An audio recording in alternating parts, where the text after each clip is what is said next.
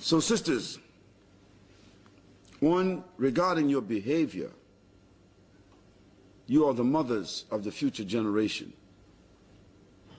You have your children's eyes on you 24 hours a day. More than they see their father.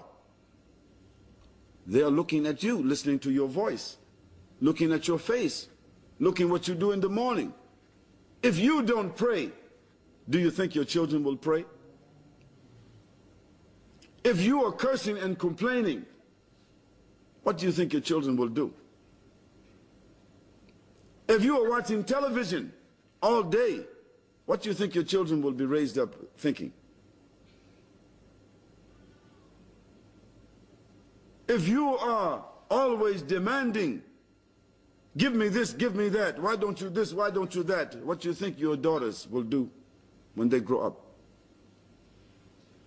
If you are uncovering yourself, disrespecting yourself, showing your aura outside to the people, and what is the aura of the Muslim woman? The nakedness of the Muslim woman, what is her aura? Her entire body. All of the woman is aura. But specifically, she has the right to show what Allah subhanahu wa ta'ala said, مَا ظَهْرَ مِنْ, what ordinarily appears thereof. And there's just small disagreement among the ulama about what may ordinarily appear. What may ordinarily appear? Her face and her hands. Some ulama said face and hands, not even the feet, the face and the hands. Then some ulama, they said no, not even the face, and the majority of them, they said that, not even the face, because they said the face itself is a place of her beauty. So if the Muslim lady has the ability and the courage and the commitment to even cover her face, MashaAllah, she is also doing herself a favor, and she's also doing the Muslims a favor, because she removes another level of the fitna. But minimally, she must cover her entire body except for her hands and her face. And some of the ulama even went further and said, if she will cover her hands, this even will still be better, because the gloved hand will distinguish her from the open hand of the man. So we cannot say every sister must absolutely cover her face and wear the gloves on her hands. We cannot say that. We say those who do it, it's mustahaba. It's good for her. It's a blessing for her. But we don't force the sisters to do that, especially in the kuffar country, where maybe they will feel constrained to even go out, and they will develop a psychosis for themselves. And we don't force the sisters to do that and make them create a psychosis. No. But you Muslim sisters should minimally cover your entire body, except for your face and hands, minimally. And covering the body doesn't mean wearing jeans and wearing a scarf on your head. No, this is not the body, because there are conditions of the clothing. The clothing should not reveal the shape of any part of you. Nor should the clothing be transparent so that your skin can be seen through it. It's very clear. There are more conditions. Nor should that clothing resemble the clothing of the women of Jahiliyyah. So that means the sisters who's wearing the niqab, and it's say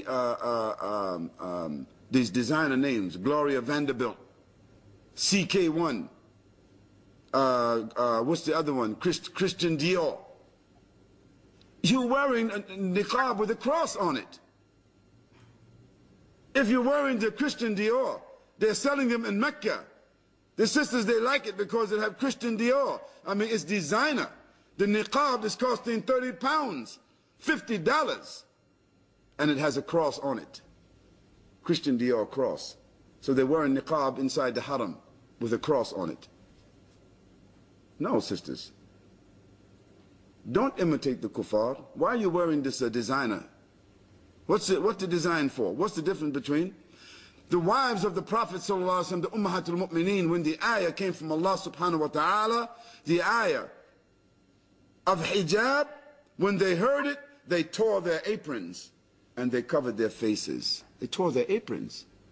Aprons mean they took a part of their clothing, their outer garments, and they covered their faces. So we know that what they did, the Prophet ﷺ approved of it, so that means that what they did was correct. So sisters, don't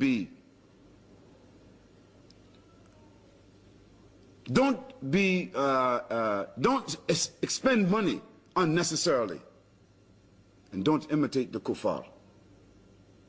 Secondly, do not imitate the men. Allah, He cursed the women who imitate the men, and He cursed the men that imitate the women. And also, the sisters is wearing hijab, but they are plucking the eyebrows and designing the eyebrows. This is haram.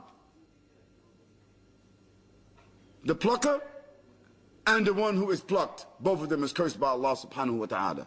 Because why is the woman plucking the eyebrows? They are doing this from jahiliyyah, a culture, because they are wanting to make their eyebrows more attractive to be looked at. Secondly, Allah subhanahu wa ta'ala, He cursed the woman, she wears perfume outside of her home. Why? Because when she's wearing the perfume, when she passes by somebody, the man, he will turn his head and look at her and say, she smells good, and she look good too.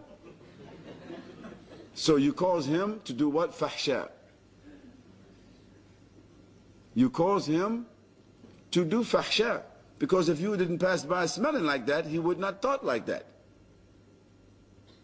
So guard yourselves. Guard yourselves. What do you think your daughters, how they will dress if you dress loosely? And also, the aura of the woman is also her voice. We know this because Aisha radiallahu anha, after the Prophet ﷺ passed away, the companions used to come to her door to take lessons from her, to take a hadith from her, to take ahkam from her. And when they used to come and speak to her, she used to put her finger in her mouth to disguise her voice. Because she was 18 years old when the Prophet ﷺ passed away, and she was a beautiful woman. So even she did not want her voice, her natural voice, to cause fitna for any man behind the door, behind the curtain. So the sisters should not be talking on the phone. Assalamu alaikum aki, kef halik aki, alhamdulillah, mashallah. How's your wife? How's your family? No, my husband is not here. Mashallah, assalamu alaikum. No, sister. Allah said, do not be decorative in your speech, but do your speech which is what? Straightforward. Assalamu alaikum. No, brother, my husband is not here. No, I don't know. Insha'Allah. Assalamu alaikum. See? You see the difference? The brother, he will not want to talk more with her.